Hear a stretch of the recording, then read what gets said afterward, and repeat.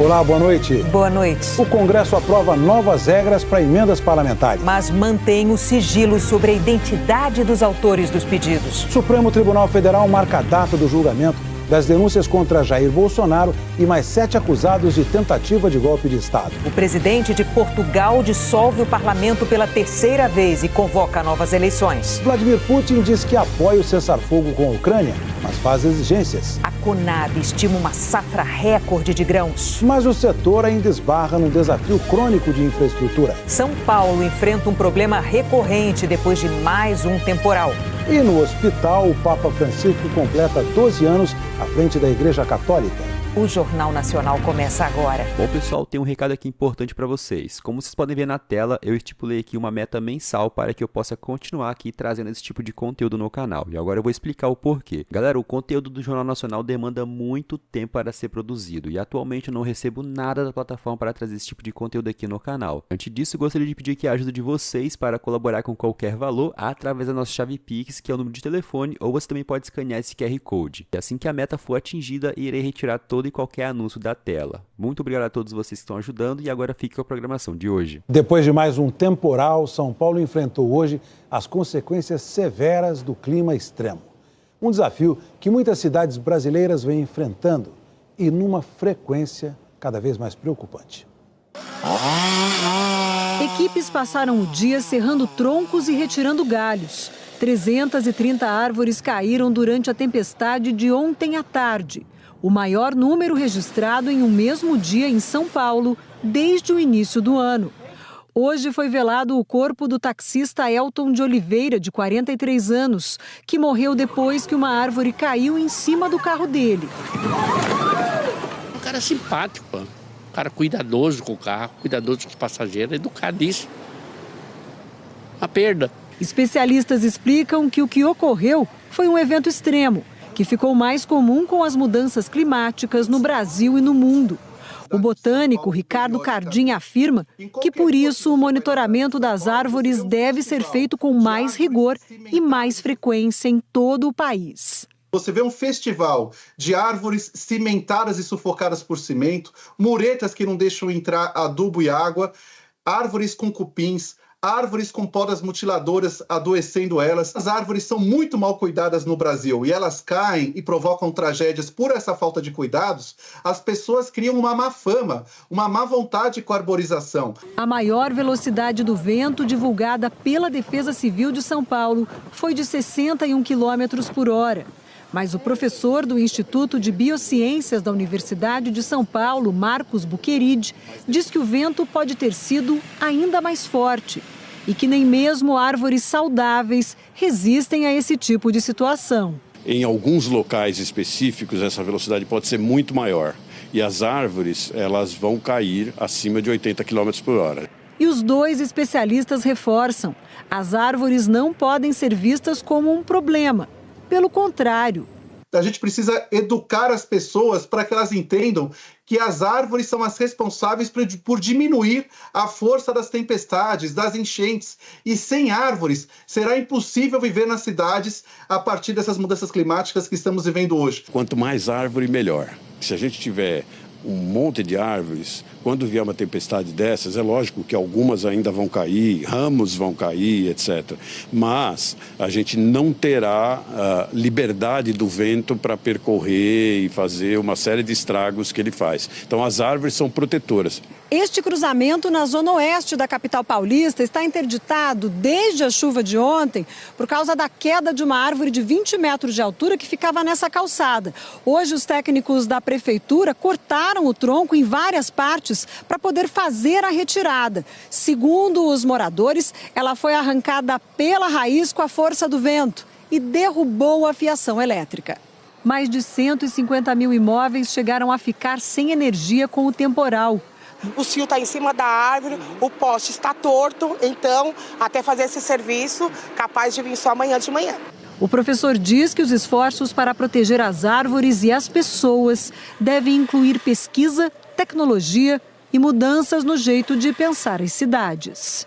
temos que agir em direção a adaptar a nossa cidade às mudanças climáticas. Tanto no caso das árvores, como em vários outros casos, nós vamos precisar de adaptação, porque as coisas estão ficando cada vez mais drásticas. 27 mil imóveis continuam sem luz, segundo a Enel. A Prefeitura de São Paulo afirmou que faz poda regular, coordenações de manejo de árvores e aguarda a liberação do Tribunal de Contas do município para contratar mais equipes, incluindo engenheiros agrônomos. Vamos ver agora o que a gente pode esperar, então, do tempo amanhã em todo o país. Eliana, boa noite. Boa noite, Renata, Heraldo, e boa noite para você. Ainda pode chover em São Paulo e o volume desta noite é o mesmo de amanhã, o dia todo. As instabilidades estão diminuindo. A capital paulista também tem chance de registrar a primeira tarde com menos de 30 graus, depois de 27 dias seguidos acima disso. Fica bem mais quente em Salvador, 34 graus. Em Vitória, 33, a única capital com previsão de tempo firme. Menos abafado em Curitiba e Florianópolis, 25 e 26 graus. E no centro-oeste e norte, esquenta menos em Campo Grande e Palmas, 28 e 29. Temperaturas um pouco mais baixas, que contrastam com um verão de muito calor e pouca chuva. Conclusão do CPTEC-INPE, Centro de Previsão de Tempo e Estudos Climáticos do Instituto Nacional de Pesquisas Espaciais, feita a pedido do Jornal Nacional. Nos tons de vermelho, esquentou mais do que deveria. Situação de 11 estados. Os 3 do Sul, São Paulo, Rio de Janeiro, Minas Gerais, Mato Grosso do Sul, Goiás, Tocantins, Bahia e Piauí. E a chuva se concentrou nas áreas em azul, principalmente do Pará ao norte do Maranhão. Nas regiões mais alaranjadas, choveu menos do que o normal. E deveria ser o período mais chuvoso no centro-oeste e sudeste. Amanhã vamos ter mais um dia de sol no Espírito Santo, no norte de Minas Gerais e na maior parte da Bahia. O verde sinaliza pancadas de chuva, inclusive no Rio de Janeiro. Com risco de temporal na maior parte do estado, na metade sul de Minas e na Serra da Mantiqueira, em São Paulo. Também em parte de Rondônia, do Acre e do Amazonas e do litoral do Piauí ao da Paraíba. João Pessoa, Fortaleza, Natal, Manaus, Rio Branco e Porto Velho são as capitais com os maiores volumes de chuva. E na madrugada, de hoje para amanhã, tem eclipse lunar, que vai ser visível no Brasil. Quem estiver nas áreas em azul vai conseguir ver. Na cor mais escura, com alguma dificuldade por causa das nuvens. Já no tom mais claro, previsão de visibilidade boa, porque o céu está mais limpo. O próximo eclipse lunar total visível no Brasil só vai ocorrer em 2029, segundo a NASA, a Agência Espacial Norte-Americana. Renata e Heraldo. Obrigada, Eliana. A Companhia Nacional de Abastecimento aumentou a previsão para a safra de grãos. Apesar dos desafios climáticos, a produção brasileira deve voltar a bater recorde. É mais uma colheita com números expressivos. Nesta fazenda em Porto Nacional, no Tocantins, o clima manteve o otimismo do produtor. Quando nós plantamos e durante todo o período, a chuva foi maravilhosa. Esse ano foi bom, até porque nós temos uma safra ótima aí, vai ser uma das melhores aí. Mas no país de extensão gigante, nem todos os estados produtores estão comemorando. No Rio Grande do Sul, pela 4ª vez seguida, quem plantou soja está desanimado. A produção deve ser 17% menor. Por causa da estiagem, os prejuízos no estado podem ultrapassar 14 bilhões de reais. Um grão enrugado, mal formado, sem qualidade, sem peso, né? Porque secou a força, né? Secou a força. Além do Rio Grande do Sul, parte do Paraná e de Mato Grosso do Sul também tiveram problemas com o clima. Faltou chuva quando as plantas mais precisaram e por isso a produtividade despencou. Em contrapartida, em alguns estados como Goiás, a safra está superando as expectativas. Os estados como Mato Grosso, Goiás, Bahia salvaram a lavoura, digamos assim, né? Fizeram com que os números nacionais sejam recordes bastante expressivos, considerando a safra 24-25. A Companhia Nacional de Abastecimento estima que a safra de grãos 2024-2025 seja 10% maior e atinja 328 milhões de toneladas. 167 milhões são de soja, outros 122 milhões de milho. A produção de arroz e de feijão também deve ser maior. Algumas regiões de estados centrais, Goiás, por exemplo, têm começado, evoluído muito no plantio desse arroz. Uma tecnologia desenvolvida até mesmo pela Embrapa, cultivares de arroz bastante produtivas, tem ganhado o gosto do produtor e o produtor tem optado por essa cultura. No campo, o trabalho nunca para. Sai a soja e entra o milho. Cereal usado também para a alimentação de animais. O Luciano plantou 150 hectares em Bela Vista de Goiás. A gente é eterno otimista, sempre quer produzir, ter resultado. A gente arrisca, é uma cultura de risco. Então a gente faz a nossa parte, como você está vendo aí, tá bem feita, e conta com a ajuda de Deus aí para a gente conseguir uma boa produtividade. Mas essa safra recorde de grãos vai evidenciar mais uma vez um problema crônico de infraestrutura do Brasil. A safra chegou com uma preocupação para o Edemar. Como ele não tem um silo para estocar os grãos, teve de vender tudo assim que colheu. Chegou a chuva, os agricultores plantou tudo meio junto e daí na hora da colheita deu aquele tropel de máquina colhendo, falta de caminhão e daí você não achava caminhão e tivemos que colher em uma semana e faltou. Se eu tivesse um armazém próprio, era bem mais fácil. Faltam armazéns para 118 milhões de toneladas de grãos no Brasil. Essa é a previsão da Companhia Nacional de Abastecimento. Se a safra recorde de 328 milhões de toneladas neste ano se confirmar. A Confederação Nacional da Agricultura afirma que o setor precisa de mais financiamento e mais prazo para pagar. Seriam necessários investir cerca de 15 bilhões de reais por ano. E os programas destinados a crédito para colocar armazém no mercado, eles prevêem aí cerca de 7,8 bilhões por ano, ou seja, um pouco mais da metade do que seria necessário. Sem um local para armazenamento, o produtor é forçado a negociar a safra de forma mais rápida em um período de maior oferta, e isso acaba diminuindo os ganhos do produtor. Essa propriedade tem um silo que está lotado de soja e a colheita só vai ser negociada no momento mais oportuno. A média de produtividade aqui é de 75 sacas por hectare. 25 mil sacas chegam a ficar armazenadas. Uma parte é negociada logo depois da colheita, outra parte espera o bom preço.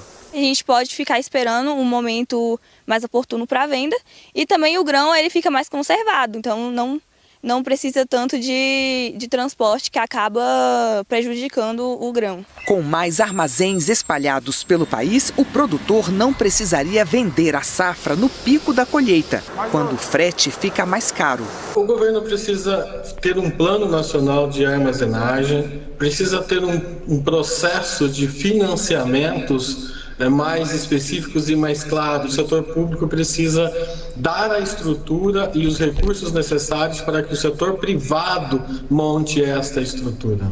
Certamente isso seria muito mais eficiente para as cadeias como um todo. O plano da Conab é desativar armazéns que não estão sendo usados e fazer melhorias em 4 estados e no Distrito Federal, aumentando a estocagem de 900 mil toneladas para 1.200.000 toneladas de grãos em geral. São 9 armazéns que serão permutados com o BNDES e 100% desse recurso se reverte em investimentos em mais 8 unidades armazenadoras espalhadas pelo Brasil, especialmente na região centro-oeste, que vai então ampliar essa nossa capacidade em 33%. Também temos uma parceria com o setor privado que é muito potente. Nós, em 2023, tínhamos a capacidade nessa parceria com o setor privado de 1 milhão de toneladas e agora nós já estamos em 5 milhões de toneladas nesta parceria. A Câmara de Comércio Exterior aprovou hoje o imposto zero de importação para alimentos como carnes, café, azeite de oliva, açúcar e massas. A medida começa a valer amanhã. O vice-presidente e ministro do Desenvolvimento, Indústria e Comércio, Geraldo Alckmin, reafirmou hoje que a medida vai ser temporária. A alta no preço dos alimentos está mudando o jeito de comprar dos brasileiros.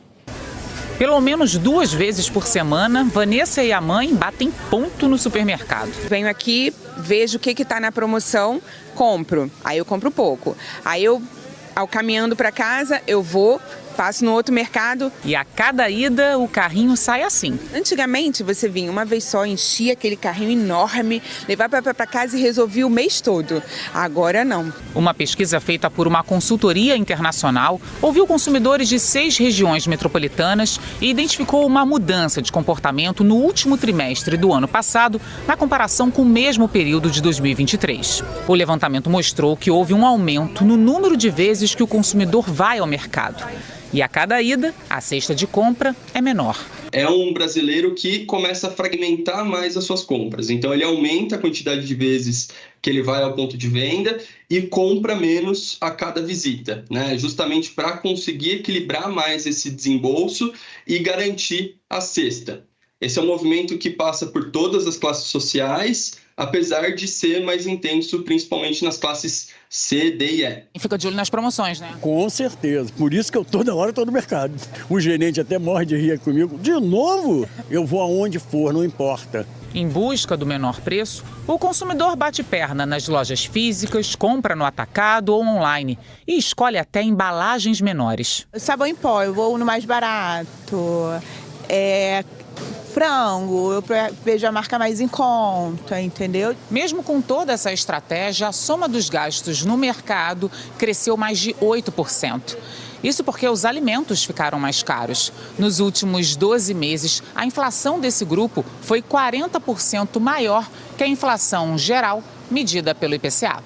A gente está em um cenário de aumento de preços e um crescimento, sobretudo quando a gente olha para essas categorias mais básicas em commodities, que isso traz aí um impacto para a percepção, para a confiança do consumidor e justamente para a capacidade que ele tem de poder de compra. O Carlos chegou com a listinha na mão, mas nem tudo que está aqui vai para casa. A dona Encrenca botou aqui algumas coisas que eu já tenho, então está querendo fazer estoque.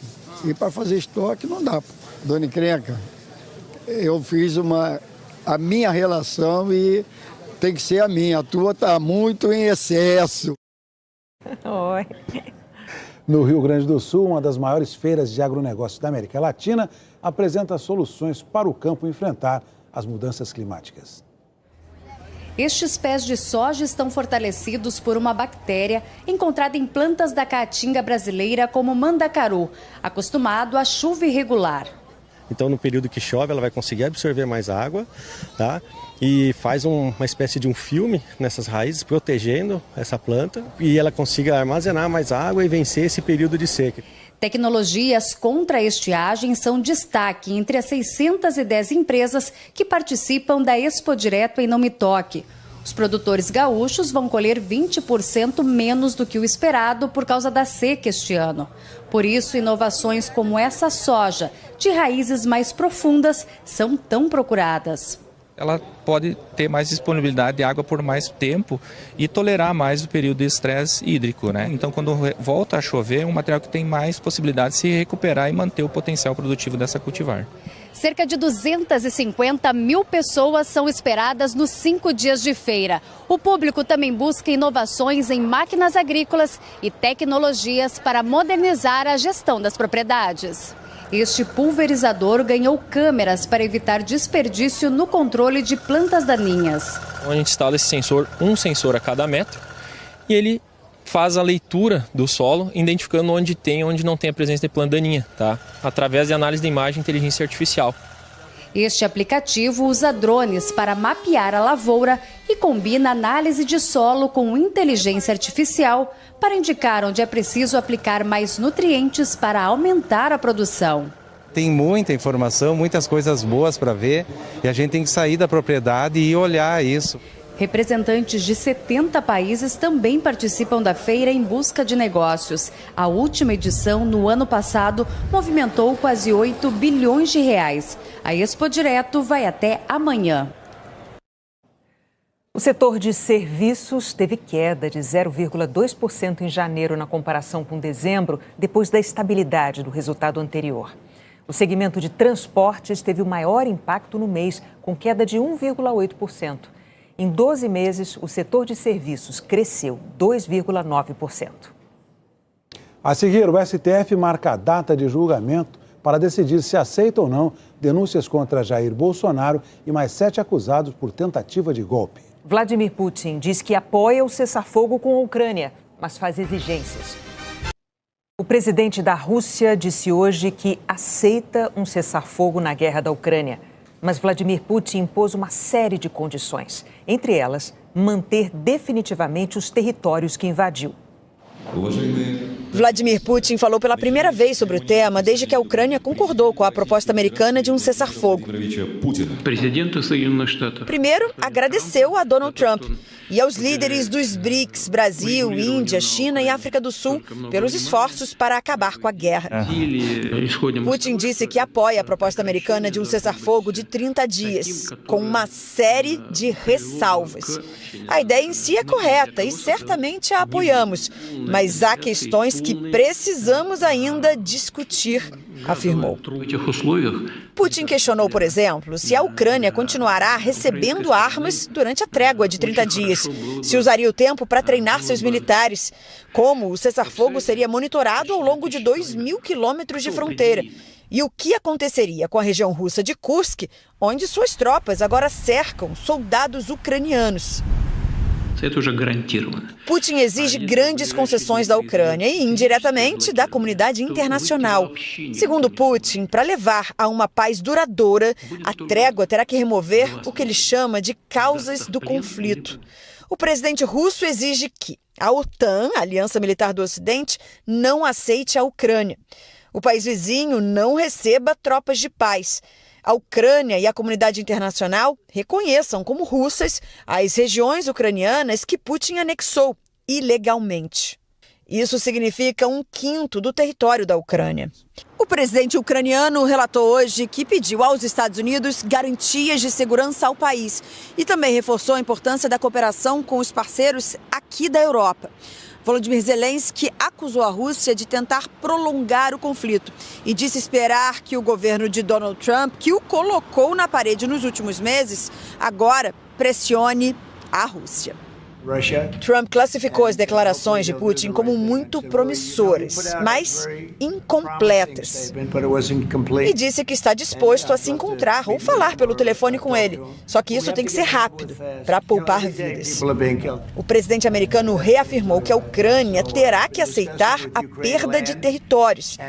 Estamos discutindo com os ucranianos que parte eles vão manter e quais vão perder, disse Trump. Incluindo a maior usina nuclear da Europa, a de Zaporizhia, localizada numa província da Ucrânia que atualmente está nas mãos dos russos. A Rússia não tem pressa para chegar num acordo de paz, num cessar-fogo. A Rússia acredita que tem uma vantagem militar neste momento. Uma Ucrânia próspera, democrática e integrada ao Ocidente representa um desafio ao regime de Vladimir Putin, porque se a Ucrânia se desenvolver economicamente, ficar mais próspera de forma parecida com a Polônia, muitos russos podem chegar a se perguntar, mas por que nós não podemos também passar por um processo de democratização e ter um futuro mais próspero como a Ucrânia? Donald Trump ameaçou aplicar tarifas que podem triplicar os preços de bebidas alcoólicas importadas da União Europeia. O brinde com o espumante mais famoso do mundo pode ficar mais caro para os americanos. O presidente Donald Trump ameaçou hoje taxar em 200% o champanhe, o vinho e outras bebidas alcoólicas fabricadas na União Europeia. Uma resposta à taxação de produtos americanos pelo bloco de 27 países. As taxas europeias incidem sobre produtos que são orgulho nacional para os Estados Unidos, como o uísque do Kentucky e as motocicletas. Essa taxação do bloco vai entrar em vigor em 1º de abril. Na segunda etapa, 2 semanas depois, produtos agrícolas e outros bens industriais americanos também serão alvos de tarifas. Tudo isso é uma retaliação às tarifas de 25% impostas por Trump ontem ao aço e ao alumínio de todos os países, inclusive os da Europa. Os Estados Unidos são o maior comprador de champanhe do mundo, adquirem 16% da produção francesa. Mas o ministro do Comércio Exterior da França, Laurent Saint-Martin, avisou que não vai recuar. Numa rede social, postou: Trump dobrou a aposta da guerra comercial que decidiu iniciar. Não cederemos às ameaças e sempre protegeremos nossos setores. Hoje, o Canadá entrou com uma queixa na Organização Mundial do Comércio para contestar as tarifas americanas. A China reafirmou que as taxas violam regras internacionais. A porta-voz do Ministério do Comércio chinês disse que as tarifas não vão salvar a indústria doméstica dos Estados Unidos. Vão apenas destacar o unilateralismo e o protecionismo, afirmou. A guerra comercial foi uma das preocupações do Congresso Nacional Popular da China, evento anual que terminou essa semana e reuniu milhares de políticos. Mesmo com a incerteza das tarifas, o Congresso aprovou a meta ambiciosa de crescimento econômico proposta pelo governo, de 5% para este ano. Durante o Congresso, o ministro do Comércio afirmou: se os Estados Unidos seguirem pelo caminho errado, lutaremos até o fim. Até mesmo a montadora de carros elétricos do bilionário Elon Musk, aliado de Trump, fez um apelo às autoridades dos Estados Unidos. Numa carta para o governo enviada na terça-feira e obtida hoje pela imprensa, a Tesla pediu que os produtores não sejam injustamente atingidos pelas medidas comerciais e afirmou que elas podem resultar em tarifas proibitivas sobre componentes que empresas americanas precisam importar. A guerra tarifária do presidente Donald Trump provoca instabilidade nos mercados e pode elevar os preços ao consumidor. Para estimular a economia, o governo decidiu atacar em outra frente: o meio ambiente. O chefe da Agência de Proteção Ambiental americana, Lee Zeldin, fez o anúncio numa rede social e disse: estou feliz em anunciar o maior ato de desregulamentação da história dos Estados Unidos. Vamos rever 31 regras que sufocam quase todos os setores da nossa economia. Entre as medidas estão a suspensão dos limites de emissão de poluentes nos setores de energia e para os automóveis. Juntos, os setores de energia e transportes representam mais da metade das emissões de gases do efeito estufa dos Estados Unidos. A queima de combustíveis fósseis é o fator que mais contribui para as mudanças climáticas. O aumento da exploração desses combustíveis, como o petróleo e o gás, foi uma promessa de campanha que virou o grito de guerra do presidente. Perfure, baby, perfure. Drill, baby, drill. A guerra comercial voltou a derrubar os índices acionários americanos. Aqui no Brasil, a bolsa subiu 1,43%, principalmente com a valorização do minério de ferro no mercado internacional. Investidores também aproveitaram para comprar ações brasileiras que tinham se desvalorizado nos últimos pregões. No câmbio, a cotação do dólar comercial caiu para R$ 5,80. O presidente de Portugal dissolveu o parlamento e convocou novas eleições.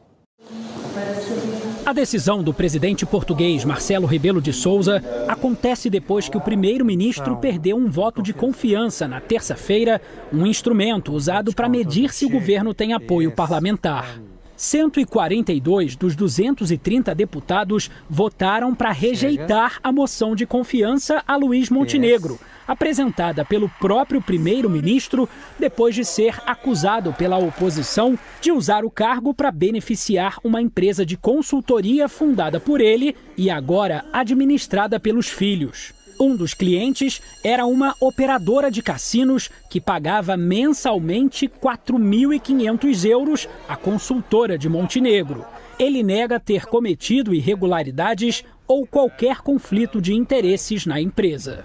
Se trata de conduzir a becos de natureza pessoal e ética, que não têm saída, que não sejam as eleições. Os portugueses vão às urnas pela terceira vez em pouco mais de 3 anos, em tempos de uma instabilidade política do país. Primeiro caiu Antônio Costa, que renunciou em novembro de 2023, depois de ser alvo de busca policial. Agora Montenegro, que chefia um governo minoritário e que dependia de outros partidos para governar. As eleições por aqui foram marcadas para 18 de maio. A primeira turma do Supremo Tribunal Federal marcou para o próximo dia 25 o julgamento para decidir se o ex-presidente Jair Bolsonaro e mais 7 acusados se tornarão réus por tentativa de golpe de Estado. A decisão foi anunciada depois de a PGR ter rebatido argumentos dos 8 acusados. A manifestação da Procuradoria-Geral da República se refere apenas ao chamado núcleo crucial da organização criminosa, denunciada pelos crimes de golpe de Estado, abolição violenta do Estado Democrático de Direito, organização criminosa armada, dano qualificado e deterioração de patrimônio tombado. Além do ex-presidente Jair Bolsonaro, 7 aliados dele tiveram seus argumentos de defesa contestados pela PGR. Os generais Augusto Heleno, Paulo Sérgio Nogueira e Walter Souza Braga Neto, o almirante Almir Garnier Santos, o tenente-coronel Mauro Cid, o deputado federal Alexandre Ramagem e Anderson Torres. Além deles, o procurador-geral da República, Paulo Gonet, denunciou no mês passado outras 26 pessoas pelos mesmos crimes. Todos tiveram 15 dias para apresentar a defesa prévia a partir da denúncia, momento em que puderam contestar as acusações e apontar questões processuais. Entre os pontos apresentados pelos advogados estava o questionamento sobre a competência do Supremo Tribunal Federal para julgar o caso. Eles defendiam que o processo fosse enviado para a primeira instância da Justiça, porque os denunciados não têm mais foro privilegiado. O procurador-geral Paulo Gonet discordou. Ele afirmou que a prerrogativa de foro, nos casos de crimes praticados no exercício do cargo e em razão das funções, subsiste mesmo após o afastamento da autoridade de suas atividades, e que os denunciados, como o presidente da República e ministros de Estado, praticaram os crimes quando ainda se encontravam no exercício de seus cargos e em razão deles, justamente com o intuito de se alongarem no poder. O PGR também discordou dos pedidos de suspeição do ministro Alexandre de Moraes, relator do caso. As defesas afirmaram que Moraes não pode julgar o caso com imparcialidade, porque, segundo a própria denúncia, ele seria um dos alvos da trama. Gonet afirmou que o pedido não foi feito da forma processual adequada e que o plenário do Supremo Tribunal Federal já analisou a alegação de parcialidade do eminente ministro relator, após a apresentação do relatório final das investigações pela Polícia Federal, e negou seguimento à pretensão. O procurador-geral também contestou o argumento de que as defesas foram inundadas com uma grande quantidade de informações e documentos. Segundo Gonet, o volume dos documentos disponibilizados às defesas corresponde à complexidade da acusação. Ele disse: a pertinência temática e probatória dos elementos informativos apresentados está demonstrada ao longo de toda a peça acusatória, justamente a fim de garantir o pleno exercício da defesa dos denunciados. O PGR também contestou os pedidos de anulação do acordo de delação premiada de Mauro Cid, então ajudante de ordens de Bolsonaro. Os advogados alegaram que o militar não agiu de forma voluntária e descumpriu cláusulas do acordo. Na manifestação, Paulo Gonet afirmou que a Procuradoria-Geral da República se manifestou, em mais de uma oportunidade, pela manutenção do acordo de colaboração premiada, o que foi acolhido judicialmente, e que não há fato novo que justifique a alteração desse entendimento. Por fim, o procurador-geral disse que a denúncia deve ser acolhida pelo STF porque atende a todos os requisitos legais e reuniu provas suficientes para tornar réus os denunciados. Segundo o PGR, a denúncia descreve de forma pormenorizada os fatos delituosos e as suas circunstâncias, explanando de forma compreensível e individualizada a conduta criminosa em tese adotada por cada um dos denunciados. Depois da manifestação da PGR, o ministro Alexandre de Moraes liberou o processo para julgamento, que está marcado para o próximo dia 25 de março, na primeira turma aqui do STF. Os 5 ministros vão decidir se arquivam o processo ou se os denunciados viram réus e passam a responder pelos crimes. Além de Alexandre de Moraes, compõem a primeira turma os ministros Luiz Fux, Carmen Lúcia, Flávio Dino e Cristiano Zanin.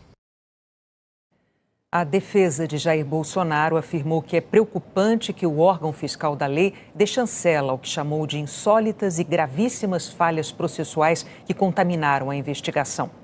Que o fato mais preocupante é que os elementos de prova foram disponibilizados parcialmente às defesas, impedindo o respeito ao direito mínimo a um acusado. A defesa citou a sonegação de acesso às mídias dos diversos dispositivos eletrônicos, incluindo o telefone do próprio ex-presidente, e declarou que os pedidos para acesso a todo o material foram sistematicamente indeferidos, sob o argumento de que tudo está nos autos do processo. A defesa de Almir Garnier afirmou que a manifestação da PGR é absolutamente genérica e que se recusa a debater a ausência de justa causa. A defesa argumentou que a matéria é de extraordinária relevância e, por isso, deveria ser apreciada no plenário e não na primeira turma do Supremo. As defesas de Anderson Torres e de Paulo Sérgio Nogueira afirmaram que vão se manifestar nos autos. Nós entramos em contato com as defesas de Alexandre Ramagem, Augusto Heleno, Mauro Cid e Walter Braga Neto, mas não tivemos retorno. Deputados e senadores aprovaram hoje novas regras para as emendas parlamentares, mas mantiveram sigilo sobre os autores. A resolução foi aprovada em uma sessão conjunta do Senado e da Câmara. E, segundo os parlamentares, é uma maneira de o Congresso tentar adequar a destinação de emendas às regras de transparência que foram determinadas pelo Supremo Tribunal Federal. Desde o ano passado, o ministro do STF, Flávio Dino, vem suspendendo o repasse de emendas pela falta de transparência na autoria e na rastreabilidade. No final de 2024, o Congresso chegou a aprovar mudanças na execução das emendas, mas Dino considerou que elas ainda não preenchiam os requisitos e determinou a adoção de critérios mais claros. O texto aprovado hoje cria modelos de atas para detalhar como se deu o procedimento de análise e aprovação de emendas em comissões e em bancadas estaduais. Mas nesses modelos é possível manter sob sigilo o nome do parlamentar que solicitou a emenda. No documento está prevista uma tabela para indicar qual deputado ou senador pediu a emenda, mas não há regra estabelecendo se esse nome é o do padrinho verdadeiro ou do líder do partido. Organizações como a Transparência Brasil, a Transparência Internacional e o Contas Abertas afirmam que o texto ainda mantém brechas que podem esconder o nome do verdadeiro autor da emenda. Em nota, as entidades destacam que a autoria das proposições e indicações de emendas coletivas continuará, como é hoje, oculta sob a assinatura de apenas uma pessoa, líder partidário ou coordenador da bancada estadual. E que o Congresso menosprezou mais uma vez a vontade e as demandas da sociedade, em evidente desrespeito às determinações do Supremo Tribunal Federal para que seja assegurada plena transparência e rastreabilidade ao processo orçamentário. O presidente do Senado, Davi Alcolumbre, do União Brasil, que participou diretamente da aprovação da proposta, disse que as mudanças são necessárias para a execução do orçamento deste ano. A presente matéria é uma resposta urgente, inadiável e necessária que coloca em trilho novamente a execução orçamentária de maneira a garantir a transparência e a rastreabilidade das emendas parlamentares em conformidade com as diretrizes firmadas na Constituição Federal e também nas decisões proferidas pelo Supremo Tribunal Federal no âmbito da ADPF 854. O Instituto Ipsos IPEC divulgou hoje uma pesquisa com a avaliação que os brasileiros fazem do governo do presidente Lula. A margem de erro é de 2 pontos percentuais para mais ou para menos. Em março do ano passado, 33% consideravam o governo Lula ótimo ou bom. Em julho, 37%. Em setembro, 35%. Em dezembro, 34%. Agora, 27%. Um ano atrás, 33% avaliavam o governo como regular. Depois, 31%, 28% e 30% em dezembro e agora. Ruim ou péssimo? 32, 31 e 34 em 2 rodadas. Agora, 41%. Não souberam ou não responderam, 3% em março do ano passado. 2% em 3 pesquisas. Agora, 1%. Segundo o Ipsos-IPEC, a maioria dos brasileiros desaprova a forma como o presidente Lula governa o país. Um ano atrás, 49% aprovavam como o presidente governava. Em julho, 50%. Em setembro, 49%. Em dezembro, 47%. Agora, 40%. Desaprovavam 45%, 44%, 45%. Em dezembro, 46% e agora 55%. 6% não souberam ou não responderam em 3 rodadas. Em dezembro, 7% e agora 4%. O Instituto também perguntou aos entrevistados se eles confiam no presidente. Em março do ano passado, 45% afirmaram que confiavam no presidente Lula. Depois, 46%. 45% em setembro e dezembro. Agora, 40%. Um ano atrás, 51% disseram que não confiavam no presidente. Em julho, novamente 51%. 52% em setembro e dezembro. Agora, 58%. Não souberam ou não responderam, 4%. 3% em 3 pesquisas. Agora, 2%. O Ipsos-IPEC ouviu 2.000 pessoas com 16 anos ou mais em 131 municípios, de sexta-feira passada até anteontem. A seguir, o Papa Francisco completa no hospital 12 anos à frente da Igreja Católica. O Papa Francisco completou hoje 12 anos à frente da Igreja Católica e teve uma celebração discreta no hospital. O Papa, que não gosta de imitações físicas, passa por uma provação. Internado há um mês, enfrenta o desafio mais difícil dos seus 88 anos, preso a um leito de hospital sob o controle de um balão de oxigênio. O seu estilo incansável de se movimentar, encontrar pessoas e dar risada foi domado pelos acontecimentos. Mas o bom humor continua, informou uma fonte vaticana. Francisco conversa com os que cuidam dele e sabe que a pneumonia está regredindo. Daquelas 4 janelas do seu quarto de hospital, de onde a guerra para ele parece ainda mais absurda, Francisco continua comandando e escrevendo seus textos para mais de 1.300.000 católicos, com mensagens urgentes de paz. Porque se a força física o abandonou, a lucidez o acompanha. Da hospitalização mais longa ali no 10º andar, que ultrapassou a temporada que João Paulo II passou no Gemelli em 1981, depois do atentado à bala, surgiu um novo modo de governar, de Francisco para os cardeais, através do secretário de Estado, que veio vê-lo 3 vezes. Hoje, no aniversário do seu pontificado, o Papa comungou. Provavelmente se lembrou daquele fim de tarde chuvoso de 12 anos atrás, quando o último voto estava sendo contado e 150.000 pessoas na Praça São Pedro aplaudiram o Papa que vinha do fim do mundo. Latino-americano, jesuíta, reformista, trajetória difícil e cheia de obstáculos. Mas entre perdas e ganhos, em 12 anos, a sua revolução ele fez. As 2 espanholas dizem que Francisco é necessário pelo que pensa e pelos conselhos que dá aos jovens. É muito importante. Enquanto o Papa está no hospital, o jubileu de 2025 continua trazendo muita gente ao Vaticano. Fiéis que celebram o Papa à distância, que pedem pela sua recuperação e que lembram que a voz de Francisco e a sua visão do mundo se tornam ainda mais importantes nos dias de hoje. Ele é um pacificador, né? Olhar para o Papa hoje significa amor, paz, é um sentimento assim inexplicável e não tenho nem palavras para expressar o quanto ele é importante. Jornal da Globo é depois de Lady Night.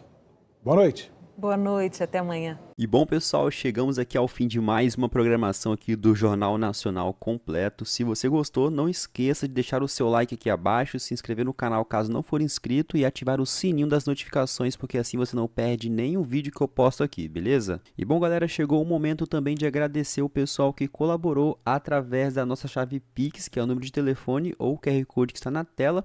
E o nosso top ficou assim, pessoal. Começando pelo Francialdo Nascimento, no valor de R$ 22,00. O Marcos Altair, no valor de R$ 20,00. Como o nosso top 2 teve 4 doações no valor de R$ 20,00, eu vou falar todo mundo que fez a sua colaboração no valor de R$ 20,00, que foi o Marcos Altair, no valor de 20, o Ambrósio Gomes, no valor de R$ 20,00, a Bárbara Emily, no valor de R$ 20,00 também. E fechando o top 2 aqui, o Benedito de Oliveira, no valor de R$ 20,00, tá bom? E aqui também o Sebastião Soares, no valor de R$ 11,00. E o seguido do pessoal, que foi o Roberto Rocha, a Francilene, o Alonso, o Aparecido, o José Heleno, o José, o Zaqueu, o Daniel e o Saulo. Pessoal, muito obrigado, gratidão enorme a cada um de vocês que contribuiu aqui com o canal. E bom, agora explicando um pouco sobre a meta mensal do canal, basicamente funciona da seguinte forma: assim que o valor da meta for atingido, a tarja do Pix será retirada e a tela ficará completamente full. E por que a meta mensal? Bom, pessoal,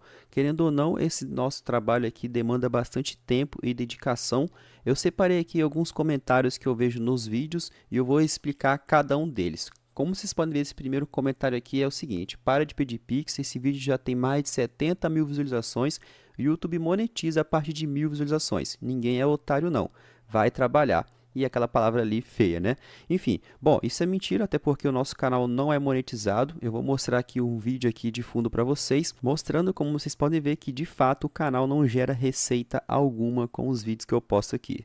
Ou seja, desmentindo o comentário aqui do Wagner, beleza? Vamos partir para o próximo agora. O próximo comentário aqui é do Adriano, ele fala o seguinte: então você quer 2.000 por mês para gravar e publicar um programa que passa na TV aberta? E bom, respondendo esse comentário é o seguinte: realmente passa na TV aberta e a gente tem 3 opções aqui para conseguir assistir esse conteúdo. Através do canal aberto, dependendo de onde você mora, você sintoniza no canal da Globo e consegue assistir de maneira ao vivo.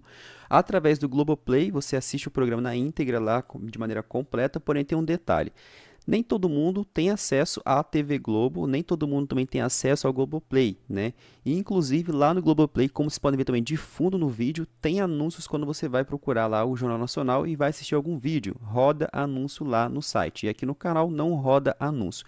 E a terceira forma é aqui no canal Crazy Code pelo YouTube. Por que eu digo isso, que nem todo mundo tem acesso à televisão ou ao Globoplay? E aqui está o comentário da Bárbara Emily, inclusive ficou aqui no nosso top doações aqui do último vídeo. Muito obrigado, Emily. E ela disse o seguinte: eu moro na Argentina e aqui não tem Globoplay. Já colaborei com o canal, seria muito se você conseguisse gravar o Fantástico para a gente também. Infelizmente o programa do Fantástico é meio complicado por conta das políticas do YouTube, mas eu posso ver isso um pouco mais para frente. Tá aqui, né, um comentário, uma prova que realmente nem todo mundo tem acesso ao Globoplay e dessa maneira, por isso que eu estipulei essa meta para que eu consiga ter esse compromisso de trazer esse conteúdo aqui todos os dias para vocês. Para isso eu preciso arcar com os gastos, que é principalmente de internet, energia, tem que pagar o programa de edição que eu pago todos os meses e o principal de todos, que é o tempo e a dedicação que eu tenho que me dedicar aqui todos os dias a gravar esse conteúdo para vocês. Então é isso, pessoal, espero ter esclarecido. Uma boa noite a todos e até o próximo vídeo. Fui!